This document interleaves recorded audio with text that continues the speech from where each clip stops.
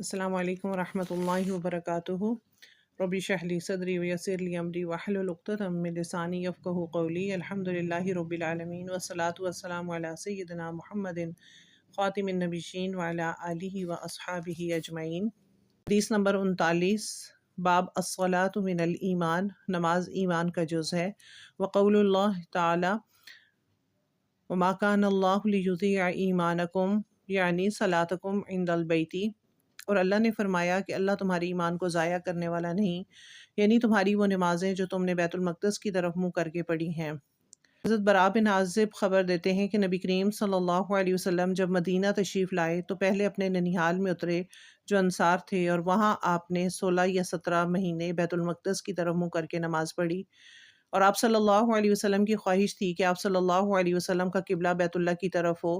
جب بیت اللہ کی طرف نماز پڑھنے کا حکم ہو گیا، سب سے پہلی نماز جو آپ نے بیت اللہ کی طرف پڑھی عصر کی تھی، آپ کے ساتھ لوگوں نے بھی پڑھی۔ پھر آپ کے ساتھ نماز پڑھنے والوں میں سے ایک آدمی نکلا اور اس کا گزر مسجد بنی حارثہ کی طرف سے ہوا، تو وہ رکوع میں تھے، تو وہ بولا کہ میں اللہ کی گواہی دیتا ہوں کہ میں نے رسول اللہ صلی اللہ علیہ وسلم کے ساتھ مکہ کی طرف منہ کر کے نماز پڑھی ہے۔ تو یہ سن کر وہ لوگ اسی حالت میں بیت اللہ کی طرف گھوم گئے، اور جب رسول اللہ صلی اللہ علیہ وسلم بیت المقدس کی طرف نماز پڑھا کرتے تھے، یہود اور عیسائی خوش ہوتے تھے، مگر جب بیت اللہ کی طرف منہ پھیر لیا تو انہیں یہ امر ناگوار گزرا۔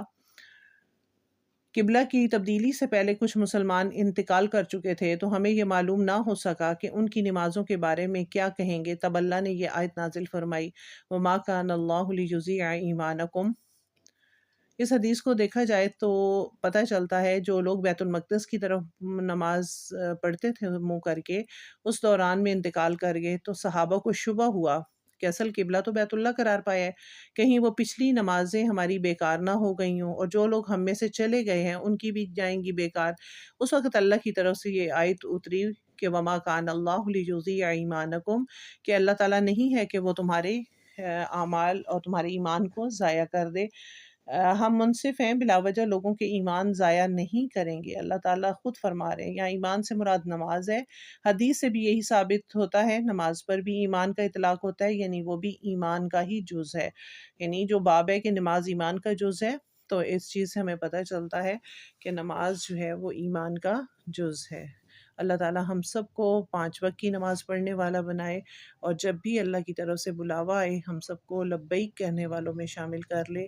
اللہ تعالیٰ ہماری نمازوں کو قبولیت کا درجہ دے دے، جو بھی عبادت کریں اس کو قبول کر لے۔